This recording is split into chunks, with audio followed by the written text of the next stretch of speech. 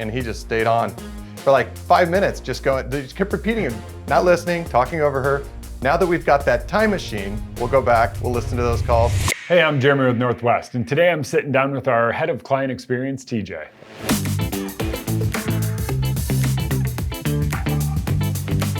TJ, a lot of people watching this right now who are just starting to build out their customer service team. What role do those first few hires play as the team grows?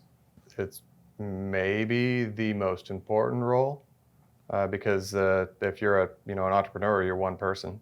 Mm-hmm. And so every person you add is another version of you, and they're bringing everything that you want into your organization. So a critical role, they're building the culture. And so unlike a typical customer service, if you call, and I think we could all relate, I don't know if you could relate to this, but if you call your insurance company, cable company, whoever, usually the customer service is very disconnected, reading a script. If you hire these robots, people without a heart, to build your culture, then that's the culture you're going to end up with. And so you need to bring these first people on that actually are going to make sure that all the people that they're training, they exemplify the same like character skills and passion to help people that they have. I worked in the BPO space, which is like contractor work for large companies, and they're paid like a school district is paid. The state pays them by attendance. And so the BPO space is the same. And so really, the most important thing to the contracted BPO was that their people showed up. That was the most important skill. So anybody with a heartbeat, they got a job, and it worked for the BPO to get paid. It did not work so well for the clients that we were working for. We had some pretty just lack of empathy. People that just didn't care. They didn't belong in the service industry. They really liked the idea of talking for work, but they didn't have the talent to talk for work. A lady was yelling at this guy, and he was apparently a stand-up comedian on the side.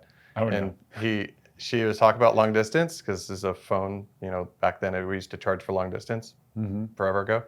And the lady couldn't understand how she had long distance on her bill after she closed her account, because but it bills behind. Yeah. And he was trying to explain that, and she was getting mad. And his response was, well, if you had a time machine and then we can go back to when you made those calls. And of course, the lady got mad, and he just stayed on for like 5 minutes, just going, they just kept repeating it, not listening, talking over her. Now that we've got that time machine, we'll go back, we'll listen to those calls. He gave zero crap about how that lady felt. He lost it. He shouldn't have been in the customer service space. All right, we just threw a lot of information at you. Did you know before I was a business guide, I was a meteorologist? Let's take a quick break and talk lightning. Once you see a strike of lightning, start counting. If you make it to 5, that lightning's 1 mile away. Reason being, light at that distance is almost instantaneous, but sound travels at 760 miles per hour. So it takes that sound exactly 5 seconds to travel 1 mile. So if you count to 5, the lightning bolt is 1 mile away. Back to the interview. If somebody's looking to build their customer service team from scratch, what should they look for? What should their foundation of that team be?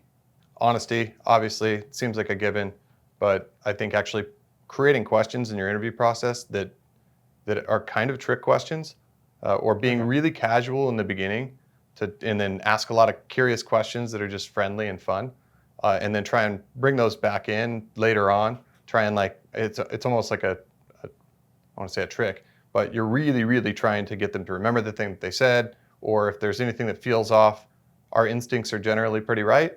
Like, just keep asking questions, and then it's fine to tell them like why you're doing that. Like, hey, I'm asking all these questions, not because I don't trust you, it's because I don't know you. And this is really important. Like, being honest is the most critical thing. And then a passion to help customers, you could ask, typical interview, tell me about a time you've helped somebody in the past. And you could sort of see when people care, like they light up if they've really helped. They really do like helping people, and you can feel it. Or they're monotone, and it's kind of like, or they don't get into depth, right? If you're giving a surface level answer, it's pretty high level. So those are probably the two most important things. I think after that, like personality, the likability stuff isn't really all that important if they're honest and they have passion to help people. you need them to work hard, but obviously that's a pretty boxed interview.